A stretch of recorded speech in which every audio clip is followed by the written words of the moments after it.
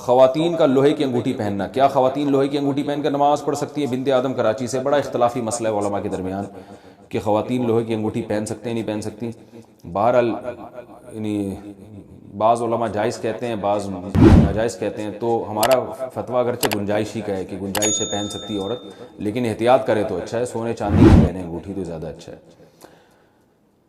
روزے میں انہیلر استعمال کرنے کا حکم، کیا روزے کی حالت میں انہیلر استعمال کیا جا سکتا ہے جبکہ سانس لینے میں دشواری ہوتی ہو؟ انجم نذیر، سانس لینے میں اگر روزے میں انہیلر لینے کی ضرورت پڑ رہی ہے تو انہیلر لے کے روزہ توڑ دیں، لیکن روزہ بہرحال ٹوٹ جائے گا، بعد میں اس کی قضا کر سکتے ہیں تو قضا کریں ورنہ فدیہ دیں۔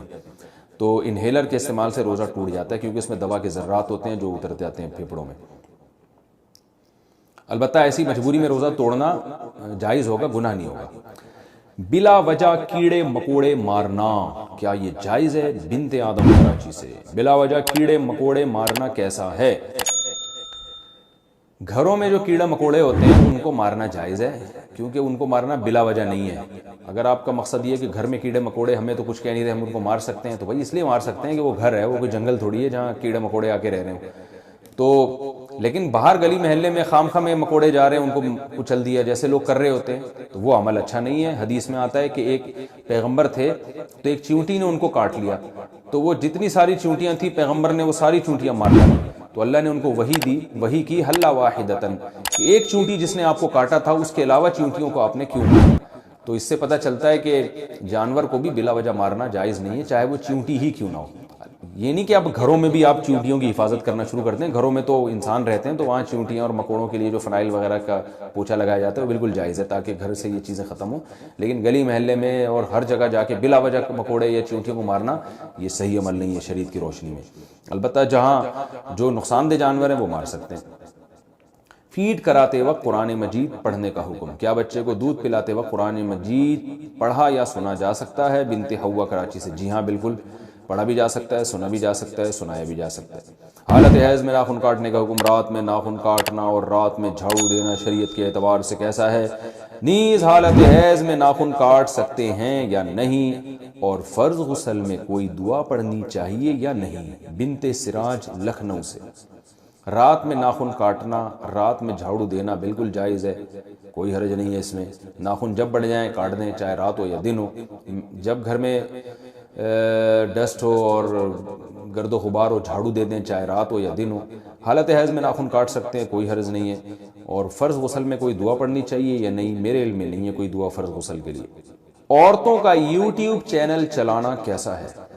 کیا عورتیں یوٹیوب پر معلوماتی چینل کے لیے اپنی آواز کا استعمال کر سکتی ہیں اور اس کی آمدنی استعمال کر سکتی ہیں یا نہیں؟ اہلیہ ماجد انصاری کراچی سے، جوان لڑکی اگر پردے کے بغیر یوٹیوب چینل پر آتی ہے وہ تو بالکل ناجائز ہے، حرام ہے۔ البتہ اس سے اس کی ارننگ کا تعلق اس عورت کے پروگرام سے ہے کہ وہ لوگوں کو سکھا کیا رہی ہے۔ اگر کوئی جائز بات سکھا رہی ہے تو ارننگ حلال ہوگی۔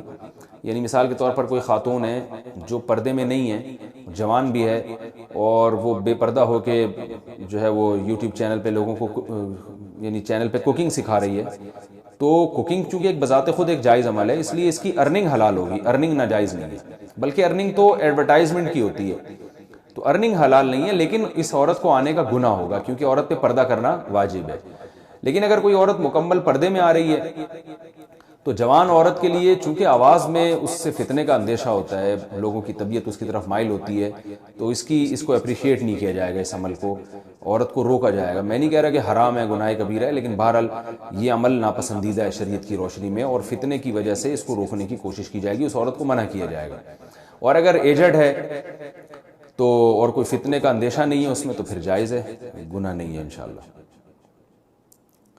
یہ جو بعض لوگ بہت ہی حیا کے خلاف مسائل پوچھتے ہیں، تو میں حیا کے خلاف مسئلہ پوچھنے سے منع نہیں کرتا، لیکن میں کہتا ہوں وہ انفرادی طور پہ پوچھیں۔ عام طور پر میں 5 سے 6 کے درمیان شام کو کال ریسیو کرتا ہوں، تو وہ پھر اسی طرح کھلے عام جو ہے نا وہ ریکارڈنگ اس کی ٹھیک نہیں ہوتی، کیونکہ گھروں میں سب اجتماعی سطح پہ بھی میری یہ چینل سن رہے ہوتے ہیں، خواتین بھی بیٹھی ہوتی ہیں، بیٹیاں بھی بیٹھی ہوتی ہیں، باپ بھی بیٹھا ہے، تو بیٹیاں باپ کے سامنے اس طرح حیا سوز مسائل سنیں، یہ پھر حیا اور شرم کے خلاف ہے۔